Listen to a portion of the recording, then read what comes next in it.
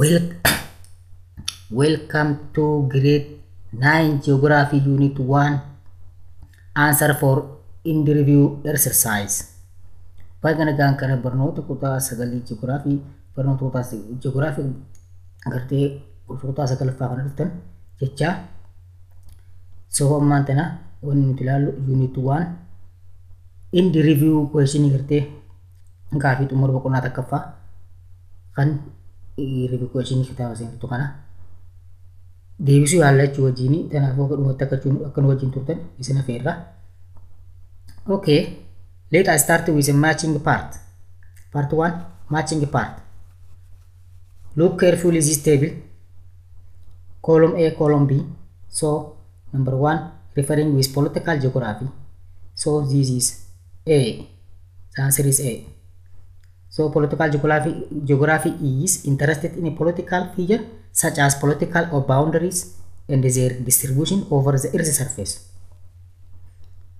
Kana jechuudha gaala lama political geography nga waa'ee siyaasa gartee daangaa siyaasaati fi faffaca'insi inni gartee dirra lafarratti qabu kan qo'atu jechuudha. Lammaffaan gaamma arbaan geography jaa akkuma beekamu gaa geography magaalotaati jechuudha. Waa'ee magaalotaa qoratu jechuudha. Kanaafuu deebisaan maal ta'a bahataa jechuudha. Study structure and the development of cities. Gartee caasaa fi guddina magaalotaa kan qo'atu jechuudha. And also geomorphology. Sadaffaan geomorphology ni beektan gaa'e difaan yeroo gootanii definition isaa keessa barbaadan jechuudha. Kanaafuu diitaa jechuudha mazarka istilaa. Geomorphology is the study of landforms and the force that change them. Diitaa jechuudha. Kana jechuudha. Waa'ee lafaa fi uumama lafaatii fi humnoota dirra lafaa jijjiiran kan qo'atu jechuudha geomorphology kuni. Amma kaasite afuraffaan kun maal seete population geography dha. Population geography kun gaa caarratti ibsama jechuudha. Definition isaa. Population geography study aspects of population including distribution and change. Gartee population geography ummataa jechuudha. Waa'ee ummataa qorata jechuudha. Waa'ee ummataatii fi faffaca'insa yookaan immoo qubannaa ummataatii fi jijjiirama isaan naannoo geessan hunda kan qoratu population geography dha jechuudha. So shanaffaatti maal seete phytogeography. So phytogeography is deebisaan isaa iidha irra jira. Examines the distribution of plants in relation to the physical environment. Kana ta'a haala kanaan yeroo amsii kanaa tana deebisuu qabdanii jechuudha. Amma kara paartii itti aantu yaana jechuudha. Paartii 2 paartii lammaffaa tanas gaa waa'ee filannoo jechuudha. Choose the best, choose the correct answer jaa. Okay, number 6. Yates definition refers to geography as dash. A. An earth science. B. Developing and testing theories that explain the distributions of things over the Earth's surface. C. Providing information about patterns of distribution. D. The relationship between human and their environment. So among these 4 alternative choice, the correct answer is B, because this statement is referring with these scientists. So kanaaf kana taatu guddinaa fi yaalii teorii hojii qabatu kan faffaca'insa wantoota dirra lafarra taasifamu hunda qo'atu saayintistii kanaatu wanni argate jechuudha. Yaadi isaati jechuudha konseptii isaati. Kanaafuu baataa jechuudha ibsaa. Okay, gaafii torbaffaa. The general trend in the development of geography indicates that its scope is dash. A. Wide and limitless. B. Specific and specialized. C. Universal and unbound. D. Interested only in natural elements. So among these 4 alternative choice, the correct answer is simply A. That means the trend of development of geography indicate kan inni mul'isu maal seete bal'ina iskoopiin isaa malee wide dheeraa yookaan immoo bal'aa ta'uudhaafi ammas limitless kan daangaan qabna kan daangeffamuu hin qabne jechuudha. Kanaafuu deebisaan salumatti ta'a jechuudha filannoon. So mee gaafitti aantutti haa dabarru. Okay. Question number 8 concerning about a map. A map is dash. A. Map is a reduced representation of the Earth. B.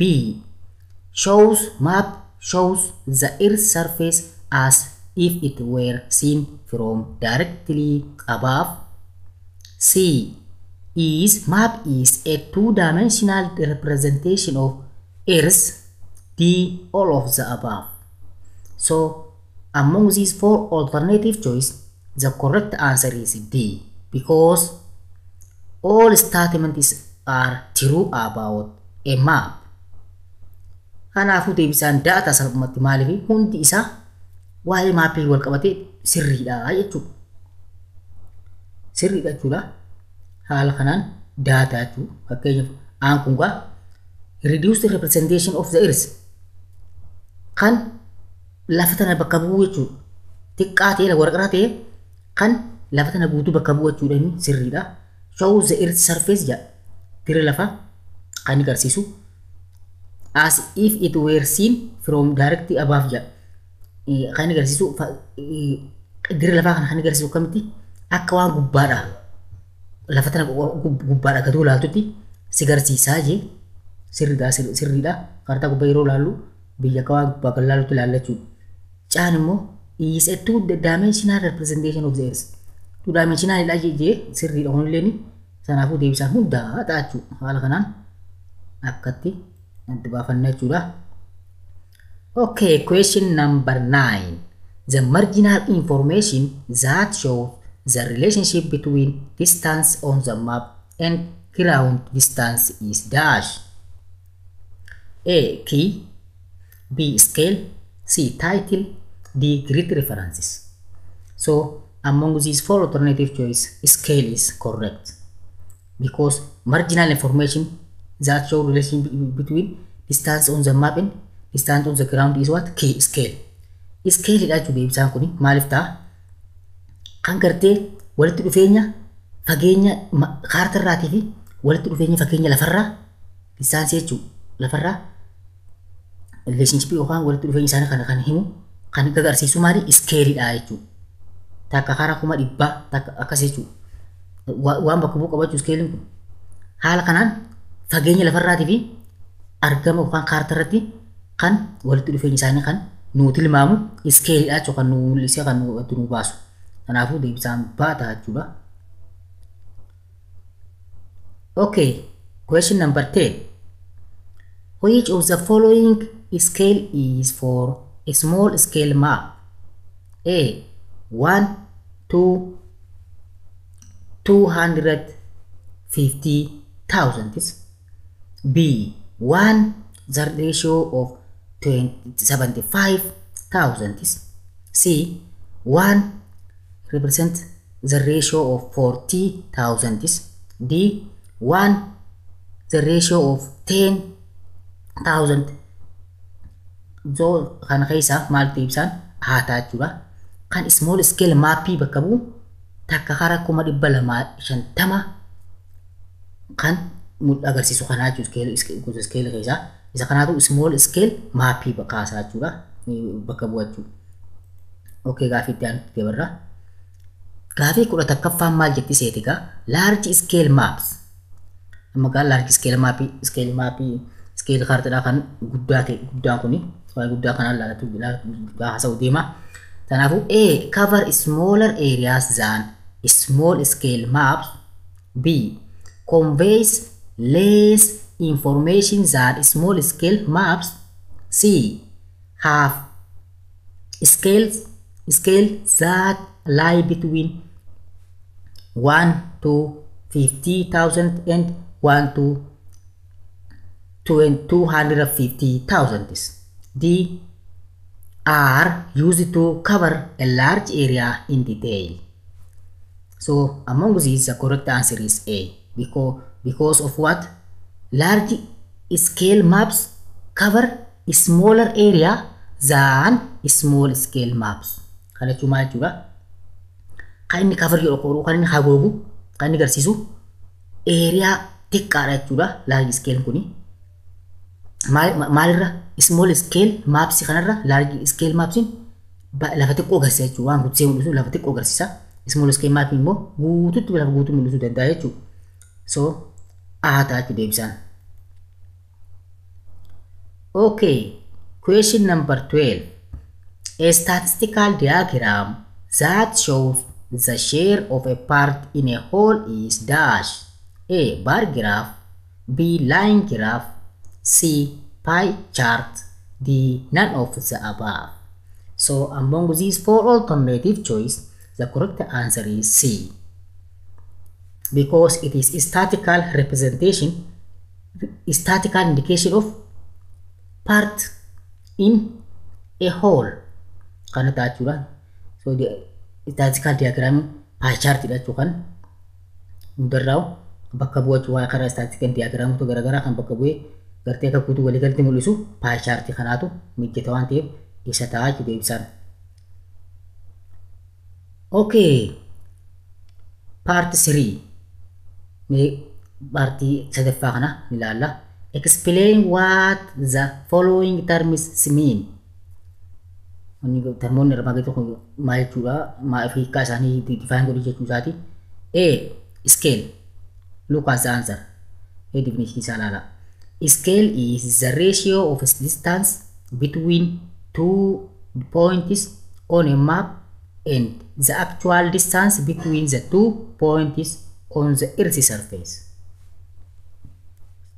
So maali ratio fakkeenya lafaa kan pointii tokko akka gidduu jirtu maapirratti jechuudha. Ammas distaansii gartee pointii lamaan gidduu jirtu kan lafarraa jechuudha. Earth's surface kan bakka bu'ee nu garsiisu iskeeliidha jechuudha. Okay. B. Gaafii B kana ilaalume. Statistical diagram is dash. A. Answer. Statistical diagrams are pictorial representation of numerical information. So statistical diagram kuni maal bakka bu'aa seete fakkiidhaan gartee numerical information kana bakka bu'ee jechuudha. Kanaafuu haala kanaan wanni ta'a gaafii itti aanutti deemna jechuudha. Okay, legend. Look at the answer. Legend explains the meaning of signs and symbol used in the map.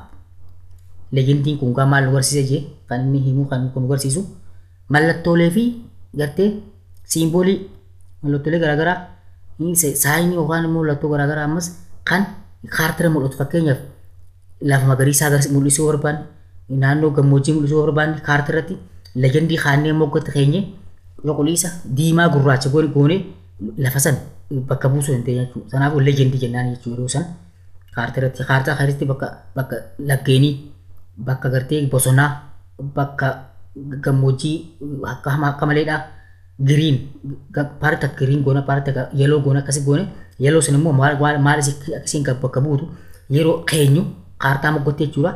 Akka namaaf adda ba'uuf jechuudha. Wanni sun maal jenna legendii jedhama jechuudha. Okay. D. Linear scale. Look at the answer. Linear scale expresses the ratio of map distance to ground distance. Maal seetika linear scale kun kan inni ibsu ratio kaartaa gubbaa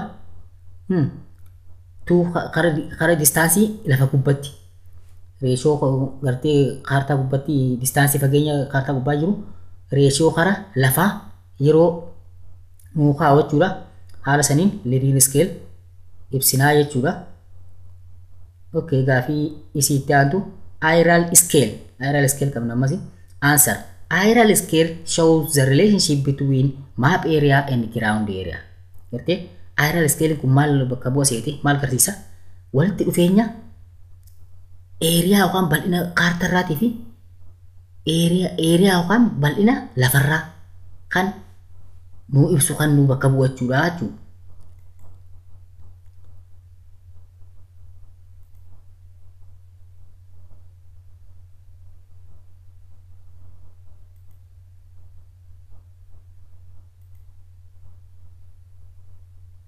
Okay, F. Faan kun waan waa'ee kaartaati map. Answer. Map is a graphical representation of entire world or part of it is on a plane surface in simplified with using scale. Kana juga kaartaa juga kan fakkiidhaan bakka bu'achuu addunyaa guutuu tana fakkiidhaan bakka bu'ee yookaan immoo paartii takka akka pileenitti sarfeesii gubbatti jiru sarfeesii yookaan dirra gartee waraqaa gubbatti karaa salphaa ta'een iskeelii fayyadamnee yeroo bakka buusu wanni kaartaan sun haala kanaan fayyada jechuudha. Okay, inni itti aanu magnetic declination. So answer, look at the answer. Magnetic declination is the difference between the magnetic north and true north. Maal seetika magnetic declination kuni kan inni agarsiisu garaagarummaa gartee magnetic north fi magnetic karaa kaabaa jechuudha fi true north dhugaa kan adda nu baasu kan garaagarummaa isaan gidduu jiru kan adda nu baasu magnetic declination jennaa jechuudha. Okay, this is the end of our today's lesson. Until next lesson, goodbye.